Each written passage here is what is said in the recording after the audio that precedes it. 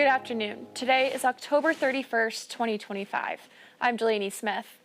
And I'm Allison Wallace. Two federal judges have just ruled that the Trump administration must continue to fund federal food aid benefits despite the ongoing federal government shutdown. The program, called SNAP, helps about 1 in 8 Americans buy groceries.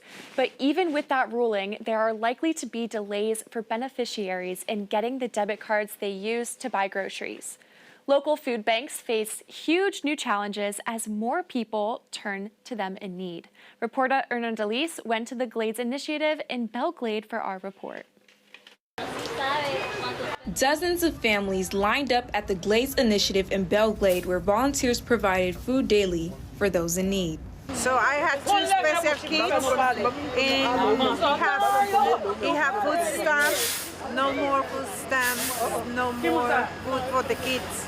This center has been helping the community for over 20 years. Karis Engel runs the initiative. She says the cutbacks are affecting everything. But we have poverty all throughout Palm Beach County, all throughout South Florida. You have poverty in Boca, you have poverty in Palm Beach Gardens.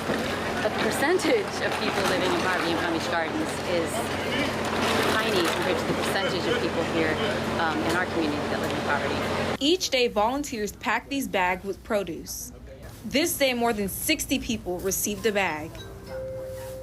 Onions, potatoes, and carrots, but if we can help with those things, then people can use their limited dollars, whether from their pocket or from SNAP, to purchase, other things that they need.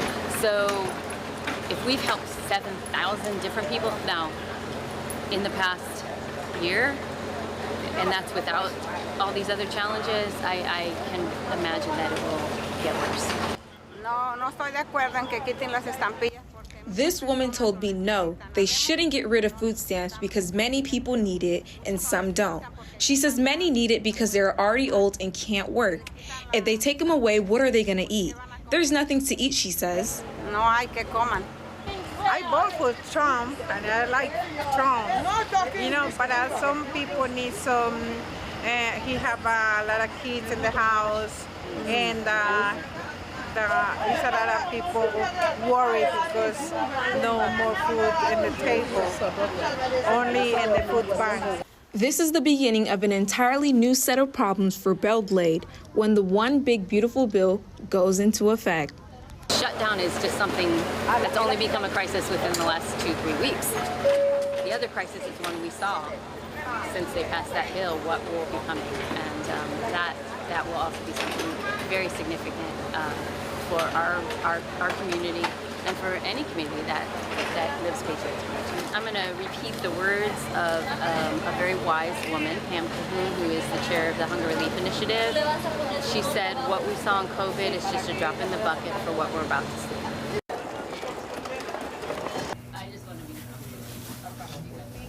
I'm Erna Delise for iPulse News. The aftermath of Hurricane Melissa reveals a huge swath of devastation across Jamaica, Cuba, and Haiti. And as always, many in our community are mobilizing help. Guide Domenico looks into that effort today. Food, clothes, and much more. Essential items being collected by Place of Hope at this West Palm Beach warehouse for those so desperately in need of everything in Jamaica. We respond to children and families that are in crisis. This is a crisis happening in the Caribbean, and because we have those long-lasting years relationships with people who are on the ground, how could we look at something like this and not respond? Joy Tomaselli helps lead Place of Hope's relief efforts. One of the items that we've already been receiving are some first aid kits, the gas cans. As you can see, this donor really generously tied off the funnel so it can be put into a generator or vehicle. Collecting supplies is one thing. Getting them to hurricane-ravaged areas is another. We know how to do it. We know how to get the shipping containers in. Do it almost every single month.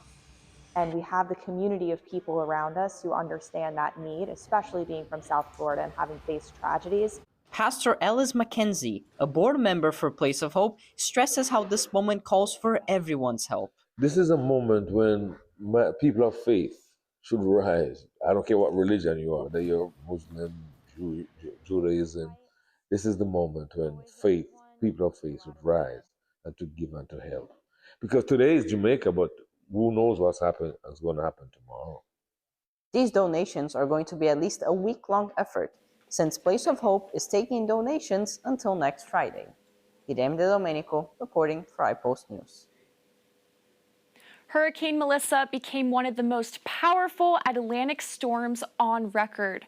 Recovery, where possible, will be a years-long process. Nella Brasino has the latest on what islanders are seeing and coping with. Devastation across Jamaica, homes destroyed and neighborhoods underwater. Infrastructures left falling after Hurricane Melissa slammed into the country as a powerful Category 5 storm. Whipping winds and unrelenting rain battered the country. The southern and western sides of the island feeling the full force of the hurricane. Entire infrastructure and everything needed for the convenience of modern living is destroyed. Caravans of vehicles seen as first responders and others trying to make their way through the aftermath. Officials saying it could take days or weeks to determine the full toll of Melissa. The supermarkets, the bakery, everything has been washed away.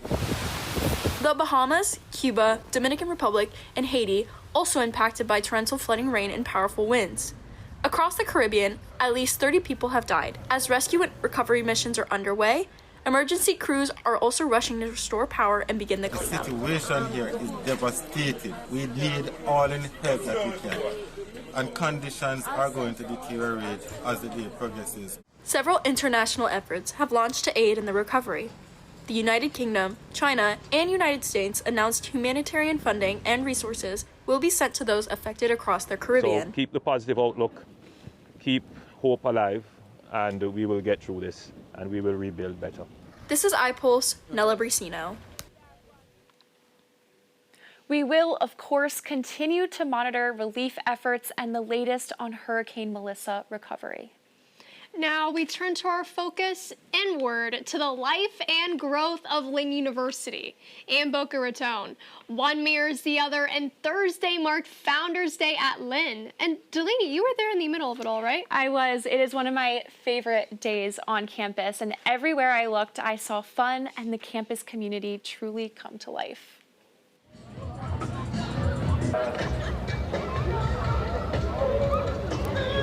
Welcome to Founders Day 2025 here at Lynn University. It's a day where we honor our founders and the traditions that make this university so special. Did you know we've been wearing blue since 1962? That is quite a long time. Let's go celebrate. What are you enjoying the most about Founders Day? Probably all the food, the free food, for sure. I like all the fun rides. What's your favorite ride you've done today? Oh, we did the slide. Oh no, the trampoline bouncy things. That was really fun. I have been enjoying Founders Day. I have really loved the rides. They're a lot of fun and there's so many different ones, so you can always find something new to ride. I'm enjoying the Chick-fil-A because I'm gluten-free and I just ate 2 bites of it, so I'm very excited about that. So much fun. My team won the relay race and all this amazing food. I can't wait to keep doing everything. This year marks 63 years since the founding of Lynn University. Christine's lawn didn't look like your typical day on campus. It became a festival ground filled with laughter and celebration. Students held on tight to the mechanical bull, showed off their school spirit with face paint, and enjoyed the energy that filled the air. And of course, I couldn't resist joining in on the fun myself. We're gonna put my athletic skills to the test at this roll a ball challenge. Let's see if I can do this. I got it! I have a churro with ice cream. We're gonna taste test it. Here we go. 10 out of 10. Throughout all the fun, the Lynn community is reminded why this place is so meaningful. Lynn University means everything to me. It's where I met my friends, my now family, my teammates. It is my life. Lynn University means community and diversity. Lynn University means family and having fun. I love everybody here. Lynn University means home and comfort to me. All right, shake those pom-poms and say, we love Lynn U. Family here is the best thing. The students, everything else. It's just a whole family this is part of my home, so that's why I love working here at Lynn. Lynn to me means community, family, and service, and just a really great atmosphere you always want to be around and part of. Lynn means everything. It's a great school. I love the community here, and I'm just really excited to be a part of it. I really like the opportunities that Liv gives to students. They're able to encourage students to be able to do things in the workforce that I don't think most universities offer.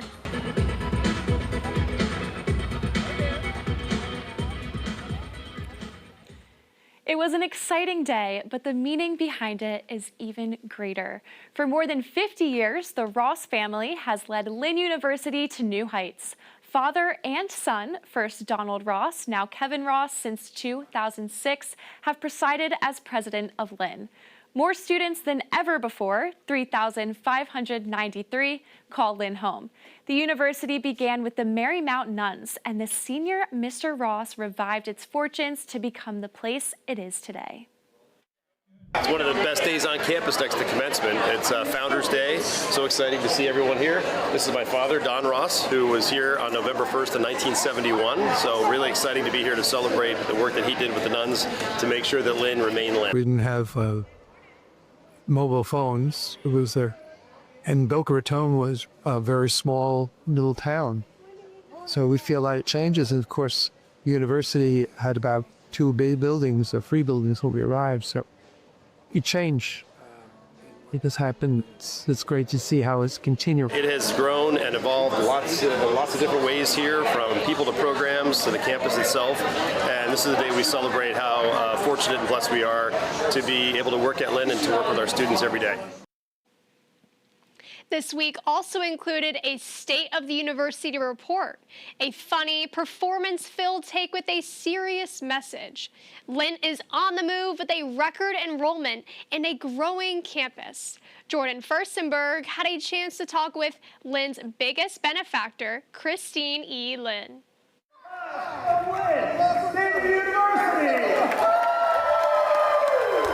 Lynn faculty turned performers for a day. A skit long on laughs, but also a State of the University message that spoke to a growing university, record enrollment, and a campus makeover from residence halls to sports fields. I had the chance to speak with Christine Lynn, chair of the Board of Trustees at Lynn University and longtime benefactor. There's been a lot of wonderful positive changes to 2018 since you saw the state-of-the-art presentation this morning and afternoon. I'm very excited for the next 10 years of Lynn University because we have great leadership. The students love it here. I mean, they stop me every time I go out on campus, and it makes me feel really good. And hopefully they will support the school to make it even greater in the years to come. The name says it all. On a week of celebration and energy on campus, Christine E. Lynn remains at the heart of it all. Jordan Furstenberg for iPulse News. Boca Raton is proudly celebrating its 100th anniversary this year. I have the honor of working on this project with the city of Boca Raton. To honor the milestone, I attended the Through the Decades Centennial Concert, which paired music with the city's rich history.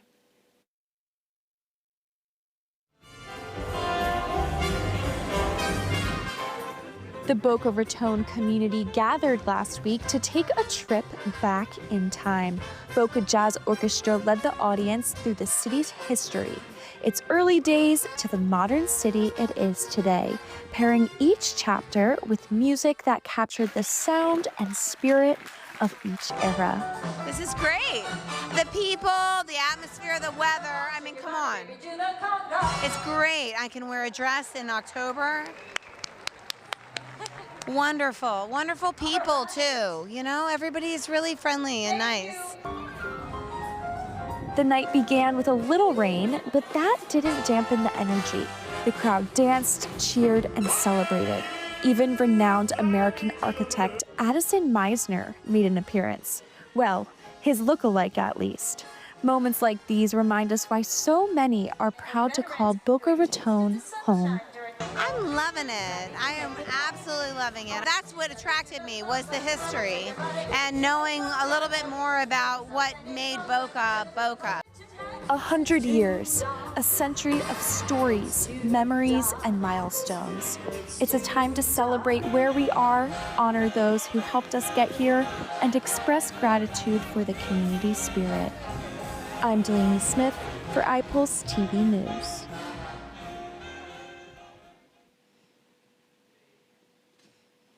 To a celebration of a different sort now, one that reminded us that creativity is a force to be reckoned with. I got to see what that looks and sounds like at a star-studded gathering this week.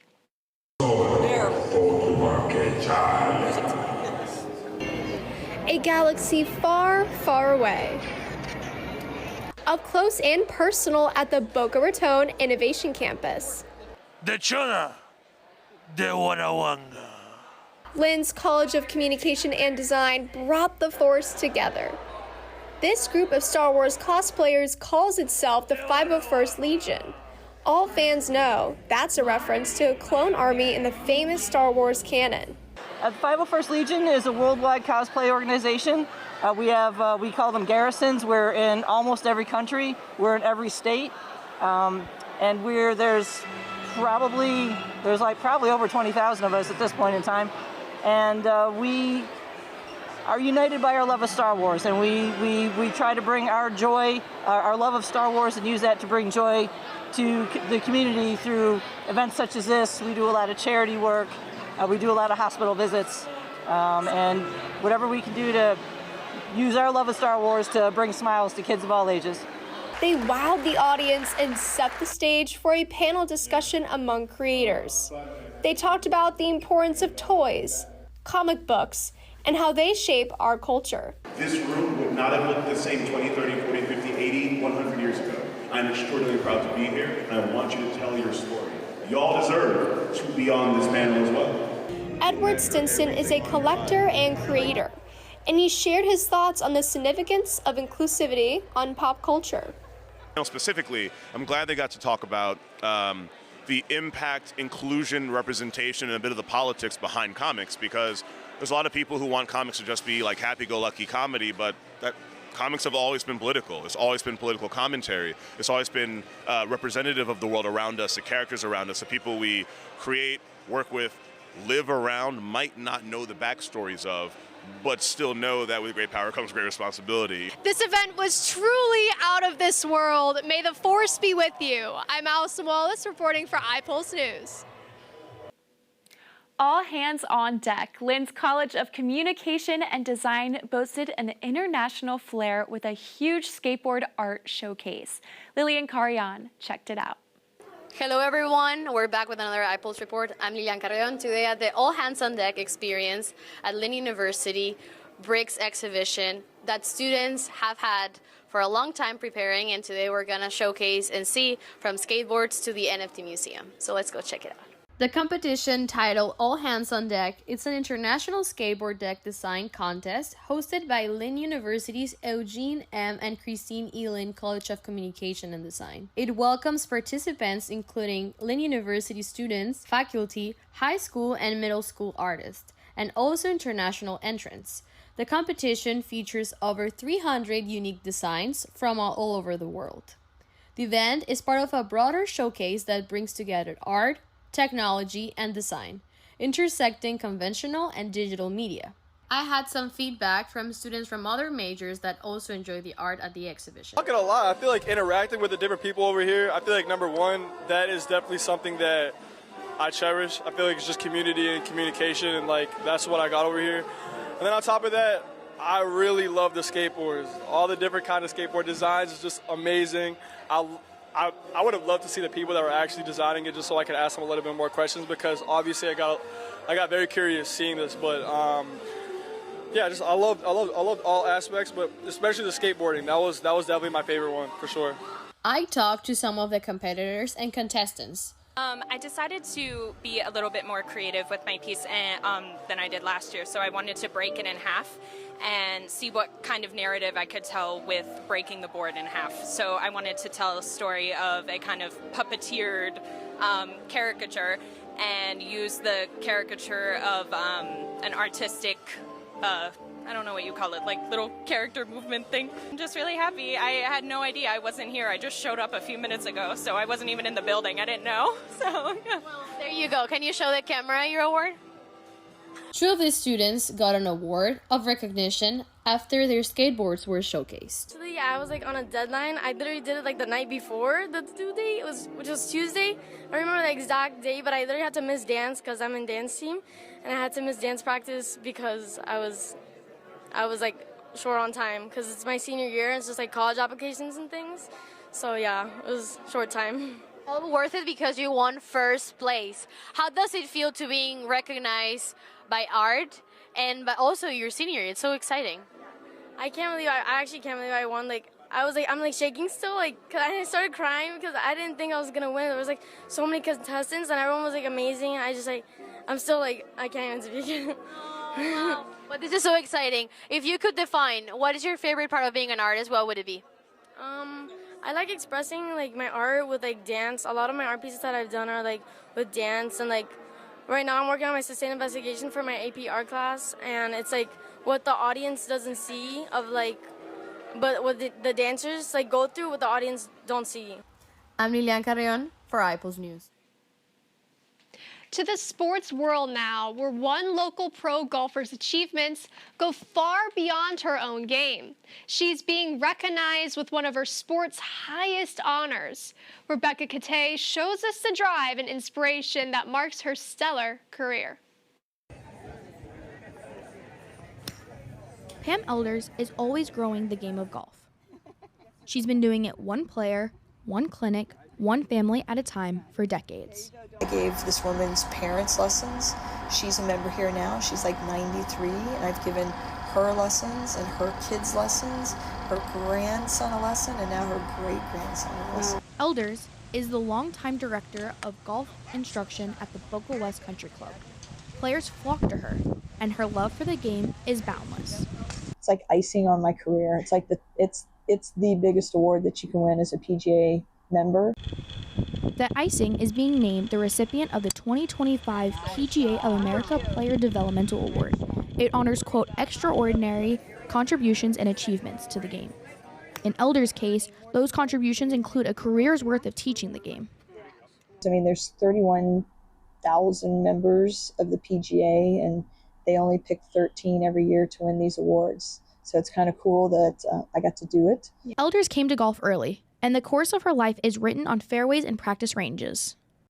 So I started playing golf when I was 4, and I'm sure I didn't know that I loved it, but my parents played, and that was my way to spend time with my dad. So he would take me out on the golf course on the weekends and hit balls, and that was kind of how I got started, and turned out, I guess, I was decent at it. From those early days to competitive play, Elders never lost her drive. I play in as many local tournaments as I can through the PGA that I'm a member of. I did qualify for the U.S. Women's Senior Open twice. Player, coach, golf ambassador, Elders is all of those and more. Now I'm looking into mentoring other female pros in the area to help them to create more programs at their facilities too. Her philosophy is simple in golf, and in life, perfection isn't the goal. Growth is. For Pam Elders, all of it is part of her lifelong love for the game and those who play it. I'm Rebecca Kate for iPulse News.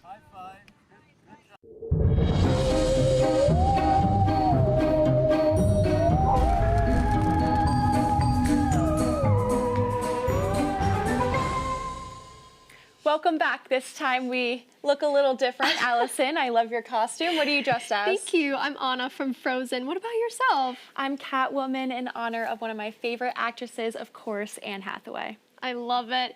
And now our Halloween special. It's tonight. Are you planning a spooky fashion display?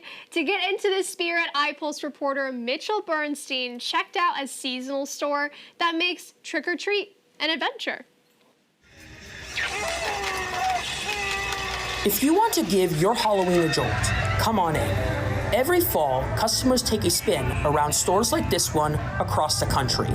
In Delray, you walk into the orange and black world of Spirit Halloween. It's definitely a lot of fun. It gets a little bit more hectic when we get closer to Halloween because people procrastinate their costume. Spirit Halloween opens these pop-up stores, 1,500 of them, during the season of Trick or Treat.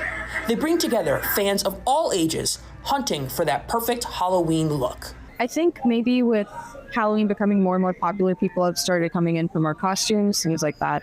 This year, Spirit Halloween rolled out Madison Square Park. Each section of the store offers something new and unexpected. Some props draw inspiration from pop culture, like Young Hee, the doll from the popular Netflix thriller Squid Game.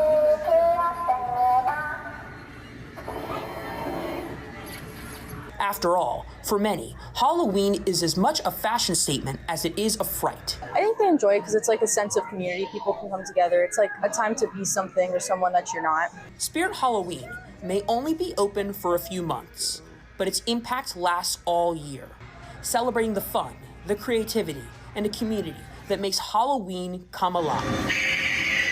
It's a scream. For iPulse Live, I'm Mitchell Bernstein.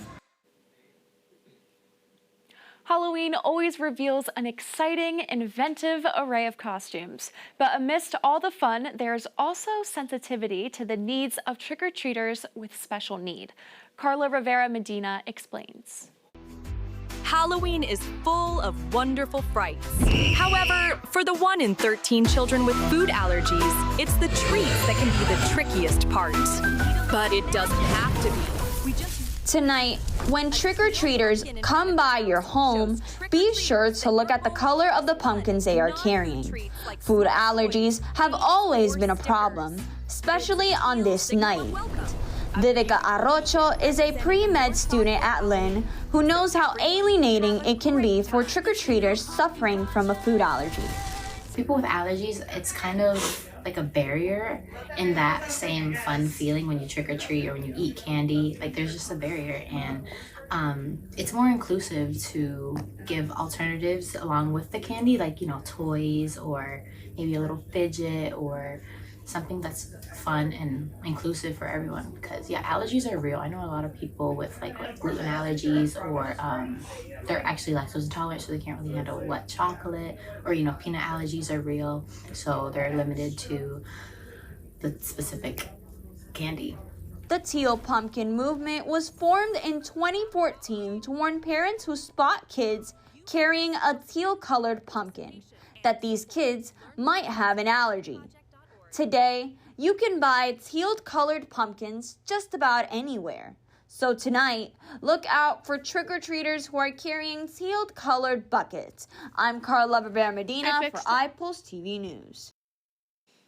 It's a Holly Weird celebration from ghosts to howling werewolves. It was a night of fun. Lisette Guillen went to downtown Hollywood to check out the Holly Weird Halloween Festival.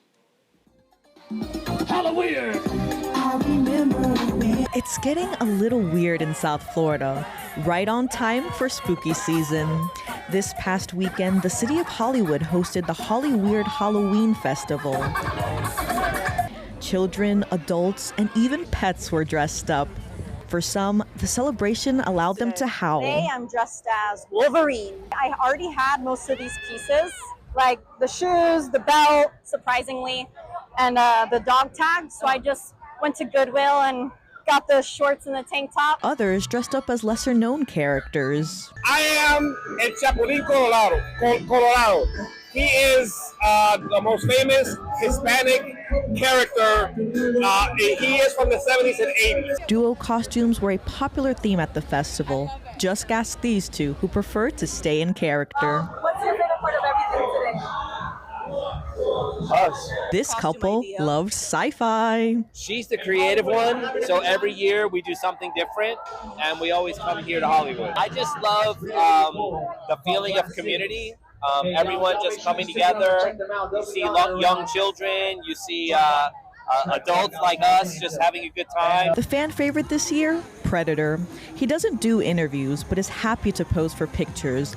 Lots of pictures.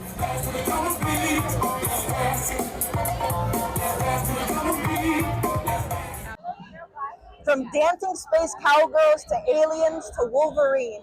It's truly a spectacular event here at Hollywood, Florida. Ian reporting for iPulse News. Hello, everyone, and welcome back to Couch Potatoes. My name is Lisette. And I'm Guilherme. And today we're going to be giving you our top picks for this Halloween, our movies. Yes. Guy, what is your movie? Well, my favorite Halloween movie, horror movie, is not a very conventional pick, I think, which is called The Lighthouse. So it stars Rob Pattinson and Willem Dafoe, and they're both lighthouse keepers, which basically, you have to keep the lighthouse and the island that it's in order. And this movie is just basically a slow descent into madness. Yeah. And that's why I really like it, because it's not the conventional horror type where it's like, jump scares and stuff. It's just the whole ambient that this movie is in is oppressive and just very disturbing. I noticed you don't like the jump scares. You hate jump scares. No, I don't. Our audience here knows I'm not very much a horror movie fan. Maybe that's why I like this one, because it's horror in a different way. It's in the music, it's in the characters' individual actions, it's in the color palette, it's in black and white, so very contrasting colors. I just really like it. So my pick is The Conjuring, which has many jump scares. And it is about a demon called Bathsheba Sherman, and she possesses the mother of the Perron family named Carolyn Perron. And I love this movie because it takes place basically in a haunted house. Like, you cannot escape where you are living. You know what I mean? It's not like it's at a work or at a park or whatever. It's literally where you are and where you live and where you eat and breathe every single day. Yeah, I would like to thank you for making me watch this, because I spent one sleepless night.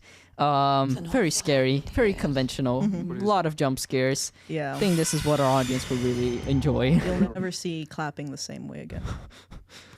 When you see it, you will know exactly what we're talking about. But we're giving you two different tastes of horror here, so go enjoy yourself. Go scare. Go be scared. Be scared. Right, do your scary face. Happy Halloween. Be safe. Go watch these movies. Yeah. And until next time, bye. Going off of that, Delaney, what's your favorite Halloween movie? That's a good question. I love the nostalgia this holiday brings, so I have to go with the classic Disney Channel original, Halloween Town. That's How a about good you? one. Probably Hocus Pocus. That's a good one too, but I will say my favorite part about Halloween is dressing up in costumes, Definitely. which we have a special surprise for you guys. iPulse family, come on up. Guy, I love your costume. Who are you dressed as? Well, I'm Clark Kent, but I'm better known as Superman. Oh, I think you know a good friend of mine. His name's Batman. Yeah, I do know. He's a really good guy. Oh, I'll tell him that you said hi. Yeah. Awesome. Well, that's it for our broadcast today. Make sure to check out our website and Happy Halloween!